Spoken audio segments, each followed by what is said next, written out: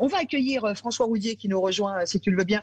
Salut François Roudier, qui est le directeur de la communication du CCFA. Bonjour, monsieur Roudier, bonne année à vous. Et bonne année à vous, aux auditeurs, à tout le monde. Bon, mon François, quel regard tu as, on va passer les mauvaises nouvelles tout de suite, quel regard tu as sur cette année 2020 qui a été extrêmement chamboulée. Évidemment, les chiffres sont pas bons. Alors, le secteur de l'automobile avait réussi un peu à se relancer après le premier confinement, notamment en septembre. Et on te voyait, François, et tu nous disais, on va y arriver. Et puis là, bam, coup de bambou. Oui, alors, moi, je serais un petit peu plus positif que ça, parce que en fait, ce qu'on n'a pas réussi à compenser, c'est le trou béant dans nos chiffres du confinement de mars, qui a été effectivement une catastrophe. Alors, malgré la relance, François, en septembre. Mais souvenez-vous qu'en septembre, j'annonçais des chiffres qui auraient pu être à moins 30, moins 35%. Ouais, donc, il y a eu un boulot énorme qui a été fait. Il y a eu le deuxième confinement qui a été quand même une sacrée épine dans notre pied. Et puis, ce qu'il faut surtout mettre en avant, et c'est la partie qu'on voit pas vraiment, c'est le travail phénoménal du commerce automobile. Alors, à la fois des directions commerce chez les constructeurs, les gens des finances, les gens des concessions, les vendeurs qui ont cravaché comme des malades et qui ont fait un résultat exceptionnel. Parce que arriver à moins 11,8% en décembre, je peux vous dire que c'était assez impressionnant. Il faut savoir que fin novembre, il n'y avait plus de commandes. Moins 11%, ça a quand même des conséquences sur l'emploi. C'est ça. Et puis au-delà de ça, c'est-à-dire que François Roudier, excusez-moi de vous couper la parole, monsieur le directeur de la communication, mais ça, vous voyez ça avec la lorgnette professionnelle que vous avez. Quand on est employé dans le milieu automobile, c'est-à-dire que regardez les employés de Bridgestone, ciao, bonsoir. Et puis la Covid a fait qu'on n'en entend plus parler. C'est-à-dire que concrètement, il va y avoir une chute de l'emploi, il va y avoir un chômage de masse. Comment la filière auto peut réagir ? Alors là maintenant, oui, on entre dans le dur. On entre dans le dur parce que on n'est pas mort. On n'est pas mort. On n'a pas un coup aussi dur que les gens de l'aéronautique, par exemple. Mais ce qui commence à devenir le plus problématique, c'est que vous avez après une fois que les mesures seront arrêtées, une fois qu'on va retirer la piqûre d'aide, des risques terribles. Vous avez des sociétés qui sont engagées en industrie sur des programmes qui fonctionnent plus bien, comme le diesel par exemple, ou même des fois de l'essence qui diminue par rapport à certains produits. Donc beaucoup de petites sociétés, des constructeurs, pas de rang 1, des fournisseurs de rang Z très très lointains, des gens qui peuvent même être sur plusieurs activités à risque. C'est-à-dire que vous avez des sociétés qui font un tiers de leur chiffre d'affaires dans l'automobile, un tiers dans l'aéronautique, un tiers dans l'énergie.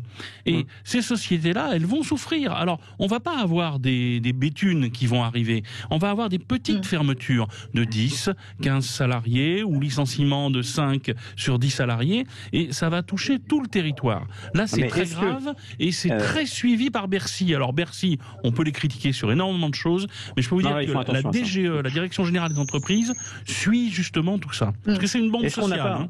Est-ce qu'on n'a pas quand même l'occasion de pouvoir un petit peu sourire et puis se dire que l'année prochaine sera meilleure, parce que les mesures de confinement intégral, on a bien compris que du côté du gouvernement, ils n'ont pas envie d'aller dessus. On a bien compris que la population avait pour une bonne partie de la population pas envie du tout de revenir à cela, et que c'est quasiment impossible à réimposer un confinement intégral. Enfin, j'ai compris qu'en tout cas, on va tout faire pour l'éviter. Économiquement, il va donc y avoir de la mobilité, donc à nouveau des ventes de véhicules potentiels. Est-ce que tu as pas peur, François ? Moi, c'est ma seule crainte, c'est qu'en mettant des aides, en plaçant un petit peu sous perfusion l'industrie automobile, on ait généré des ventes anticipées, un peu avant, et que malheureusement, les véhicules, ils sont fiables maintenant, ils sont bons. Donc, tous les véhicules qu'on a vendus avant, est-ce qu'on va les vendre après ? C'est ça la difficulté. On a des véhicules qui tombent plus en panne au bout de 3 ans. Maintenant, une voiture, elle te fait 10 ans, 15 ans sans problème. Il y a beaucoup de choses dans ce que tu dis, Pierre, parce que oui, il y a l'obsolescence de nos véhicules qui n'arrive pas, il y a le problème de l'accès au marché pour les ménages. Sur 2021, tout ça est très très compliqué. Pour l'instant, nous ne ferons pas de prévision parce que on sait que il y a effectivement une appétence pour les véhicules. Est-ce que les ventes ont été anticipées sur cette année, l'année passée? C'est pas évident. Il y a un besoin. Ce qu'on a montré de façon quasi mathématique, c'est que quand vous frustrez le besoin automobile, de toute façon, dès que les vannes sont ouvertes, il revient. Et on l'a vu de façon très claire, pour les gens qui croient que l'automobile, ça sert à rien. Ce qui est très très problématique, et ça a été renforcé d'ailleurs dans mon esprit par ce qui a été dit ce matin sur Sud Radio dans l'émission Immobilier, c'est que va devenir l'achat de voitures ou même le prêt de voitures, le prêt par les banques. On voit que les banques sont extrêmement frileuses pour accorder des prêts. Qu'est-ce qui va se passer sur l'année 2021 ? L'épargne des ménages qui s'est constituée, cette épargne de précaution, en discutant avec tous les économistes qu'on connaît, qui sont de vrais spécialistes du sujet, tout le monde me dit non, les gens vont garder cette épargne de précaution parce qu'il y a peur du chômage pour eux, pour leurs enfants, voire leurs petits-enfants. Donc un risque chez les particuliers. Dans les entreprises, vous savez comme moi que la gestion de trésorerie est essentielle et qu'on ne va pas forcément renouveler sa flotte automobile. Donc, on a des effets macroéconomiques qui sont absolument imperceptibles et qui risquent de toucher ce marché de 2021. Oui, parce que ce serait bien aussi qu'on explique, au-delà du côté automobile classique, il y a effectivement les ventes de véhicules utilitaires aussi qui sont en baisse. Alors, on a un boom de la voiture électrique, mais c'est un petit peu de la manipulation parce qu'on nous annonce plus de 11% de voitures électriques cette année contre 2,7% je crois en 2019. Sauf qu'on a une chute brutale du nombre de voitures. Donc 1% sur 100 voitures, ça fait pas la même chose que 1% sur 10 000 voitures. Donc quid aussi de ce marché-là, François Roudier ? Mais ce marché, il a été un petit peu plus fort que ce qu'on prévoyait. Je vous cache pas que c'était une surprise pour pas mal de monde. D'ailleurs, plusieurs patrons de l'auto l'ont dit. On voit quand même qu'il y a une appétence pour cela. À la fois chez les particuliers, il y a des fans. C'est bien parti. Le montée de l'hybride rechargeable est remarquable. On parle que de l'électrique, mais regardez ce qui se passe sur l'hybride rechargeable. Et globalement, en fait, une voiture sur 5 vendue cette année, un petit peu plus même, est une voiture nouvelle énergie, c'est-à-dire avec un petit peu d'électrification. Donc ça va rester. Les entreprises en ont besoin. Ça permet de diminuer le CO2 des flottes. Ce qui est très dangereux pour nous, c'est le changement de bonus sur ces véhicules en juillet. Parce que d'un côté, ça fait un argument négatif pour des particuliers. Les particuliers qui vont acheter l'année prochaine, c'est pas forcément les grands fanatiques qu'on a eu cette année. Donc c'est des gens qu'il va falloir convaincre. Le boulot des vendeurs va être très dur. Et pour les entreprises, le coût total d'utilisation peut bouger. J'ai regardé les annonces du côté des constructeurs français. On en parlait. Je vois que tu écoutes Sud Radio, donc. C'est une bonne radio, je vous la conseille. Il y a la Citroën C-Cube qui arrive. Alors pas tout de suite en France, mais c'est peut-être un véhicule qui va arriver bientôt sur le territoire français, électrifié, pas cher. Il y a l'arrivée de la Dacia Spring. Oui. Voilà. Et là, on l'annonce à 12 000. Non, mais 12 000 € le véhicule électrique. Alors c'est pas cher. Là, je vais te dire, François, tu me connais. J'étais pas un grand fan du véhicule électrique parce que je trouve que il y avait le problème de l'autonomie et le problème du coût à l'achat. 12 000 € la bagnole électrique. Je commence à me dire que tu vas peut-être pouvoir cibler une nouvelle catégorie de personnes. Ce sont les gens qui ont déjà un véhicule thermique et qui peuvent faire potentiellement l'acquisition du deuxième véhicule à côté. Et là, c'est intéressant. 12 000 €, c'est très intéressant. Tu nous confirmes le prix ? Alors, je confirme le prix. Alors, on attend quand même le catalogue, mais je pense que là, ils sont un peu trop engagés. Ils seront forcés d'arriver très bas. Et effectivement, mais Pierre, c'est déjà le cas. C'est que l'achat de voitures électriques, c'est très souvent des ménages multimotorisés. Alors, dans les flottes automobiles d'entreprise, c'est encore le cas, puisque vous avez toutes les voitures. Mais dans les ménages, la plupart du temps, c'est une deuxième, voire troisième voiture. Donc, on est dans une expansion de notre parc automobile qui se fait, je dirais, de façon un peu normale et qui surtout mélange les énergies. Et je crois que ce qu'il faut surtout casser dans l'esprit de nos auditeurs, c'est qu'on va pas vers un monde tout électrique. On va vers un monde multi-énergie. Alors, c'est absolument pas compris par beaucoup de politiques et de pouvoirs publics. Mais il faut qu'ils se le mettent en tête. Regardez le diesel, c'est très intéressant ce qui s'est passé en diesel.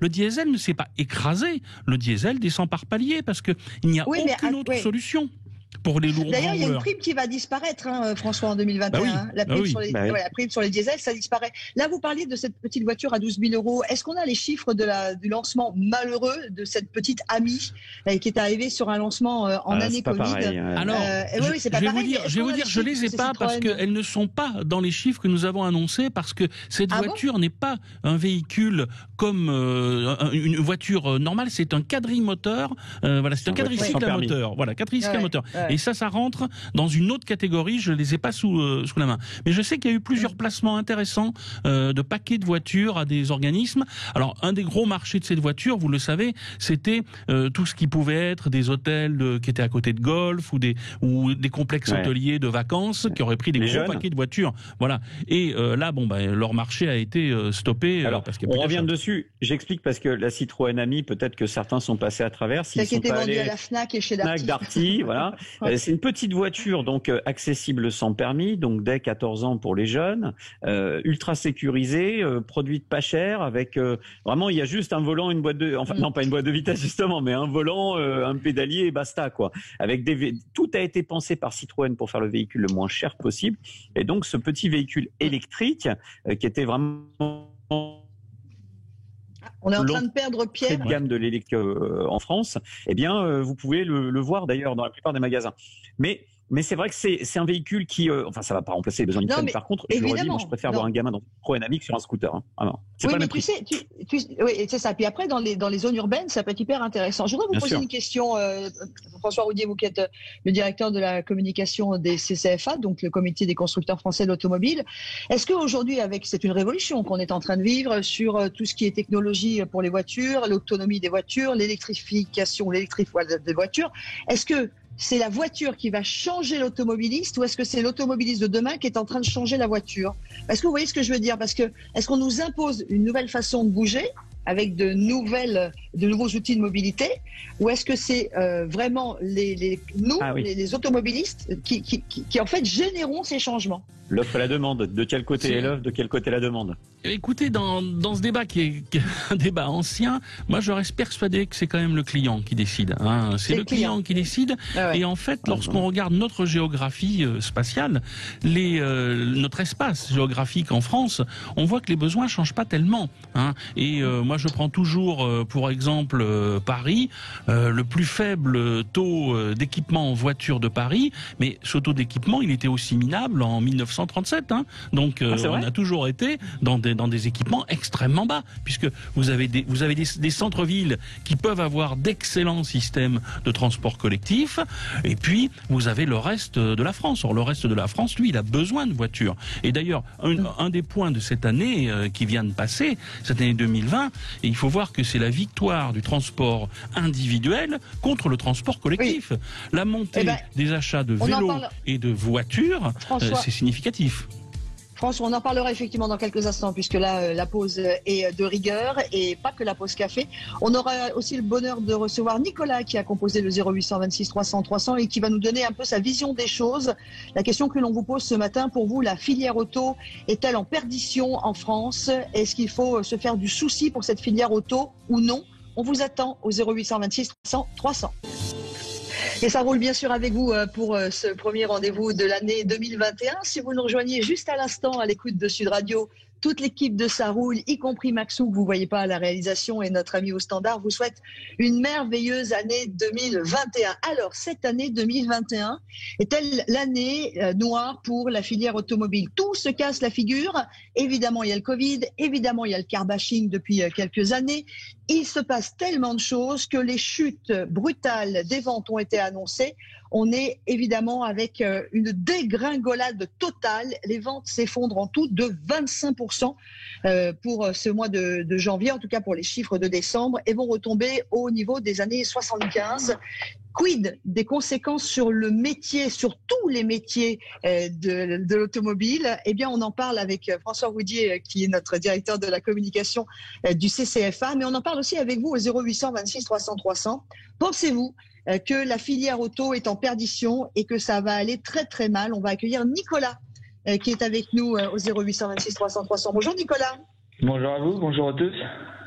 Vous êtes où Nicolas, vous? Pardon? Vous êtes dans ma cuisine. Vous êtes situé où? Je suis à Paris. Bonne année Nicolas, on vous écoute. À votre avis, la filière auto... Bon courage, bon courage Nicolas. Merci beaucoup, merci. À votre avis, la filière auto est-elle perdue?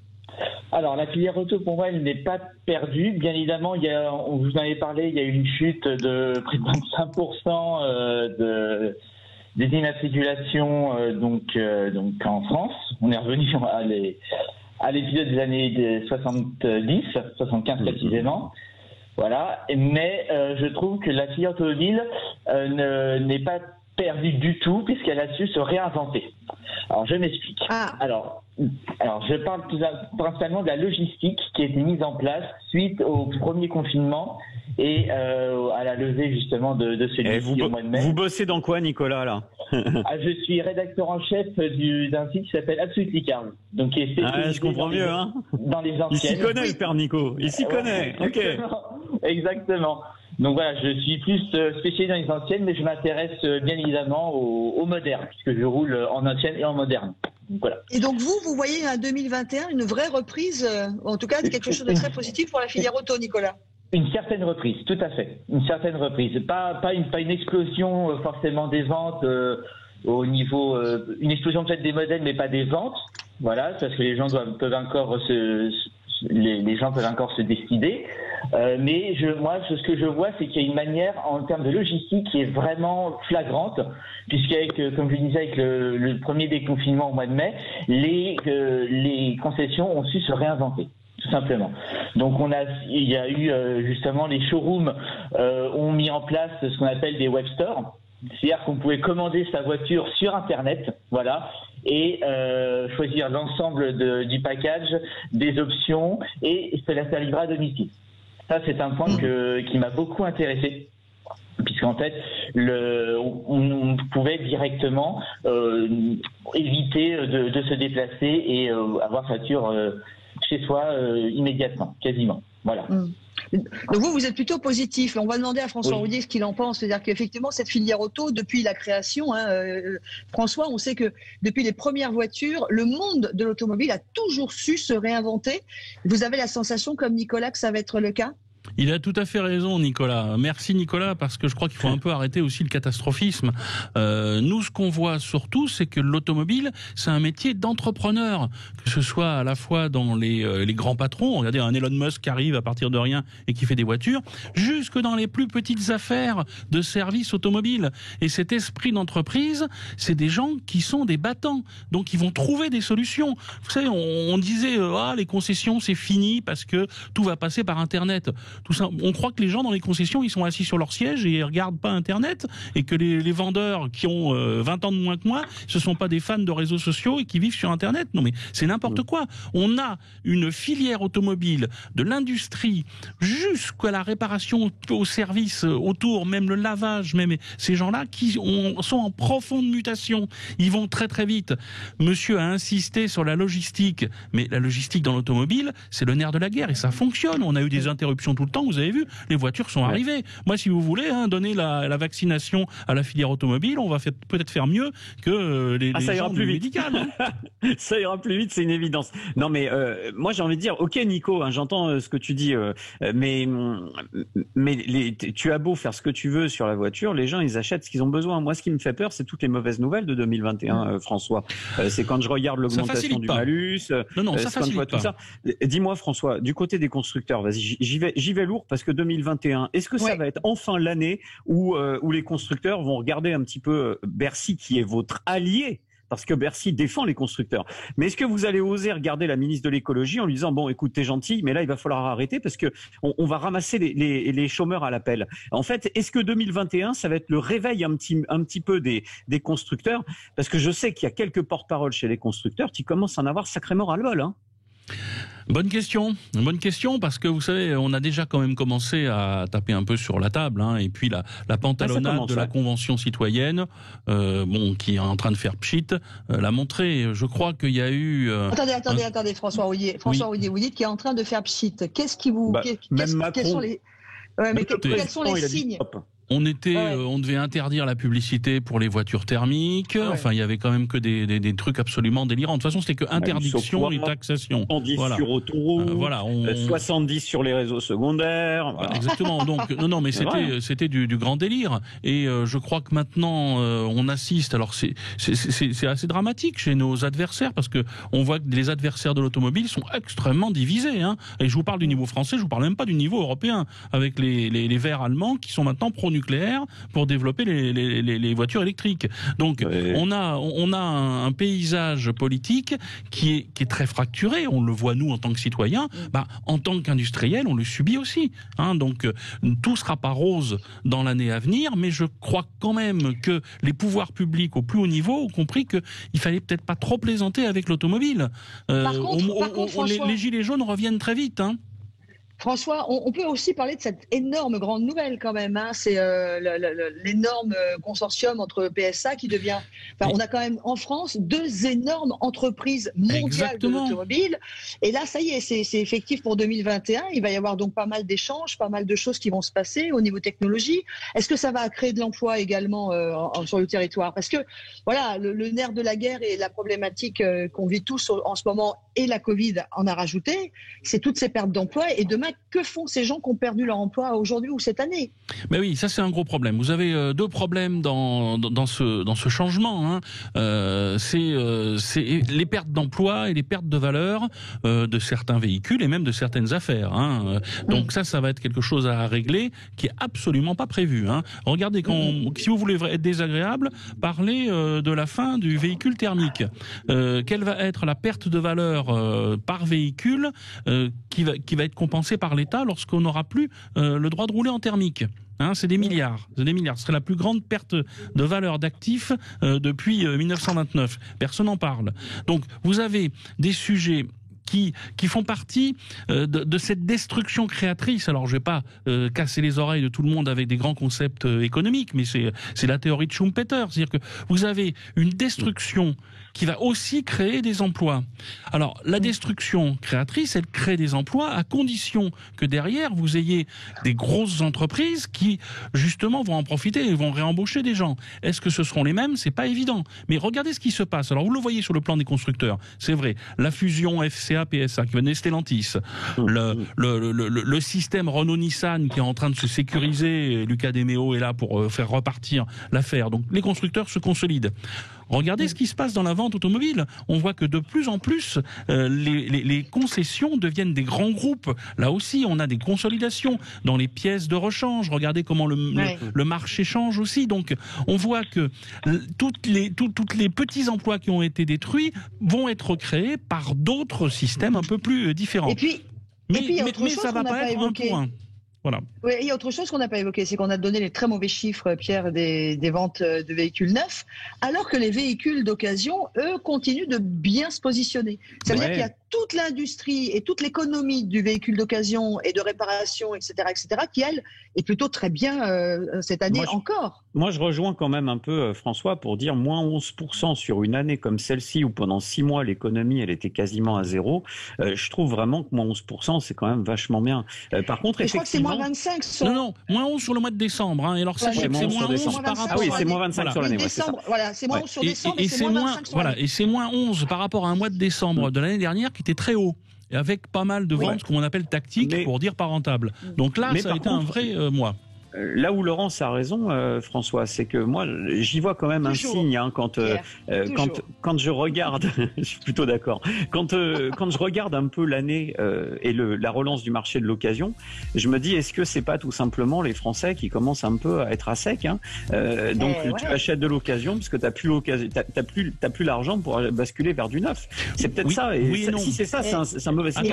Attention, parce que les achats d'occasion se sont faits massivement sur des voitures anciennes. Et ces voitures anciennes sont achetées par des ménages qui ont déjà des voitures. François, juste excuse-moi de te couper la parole, mais pour aller dans le sens de Pierre, je vais te lire une des réactions sur Facebook. C'est Antoine qui nous dit que c'est encore trop cher, parce qu'on parlait de la fameuse voiture à 12 000 euros. C'est encore trop cher. La voiture est destinée aux gens qui ont les moyens, plus du tout pour les smicards et ceux qui n'ont pas le CDI. Les crédits sont interdits pour les jeunes avec les CDD, voilà. Ouais, donc c'est une vraie problématique. 12 009, ça veut dire un jour beaucoup moins cher sur le marché de l'occasion. Il faut que le véhicule arrive pas cher de base pour qu'il puisse se retrouver encore moins cher sur le marché de l'occasion. Bien sûr. Non, mais c'était pour aller dans le sens de ce que tu disais. L'auditeur a totalement raison. L'auditeur a totalement raison. Et je reviens sur ce que je disais. Attention, il faut que les banques soient souples dans leur crédit. Il ne faut pas complètement empêcher une catégorie de la population d'avoir une voiture.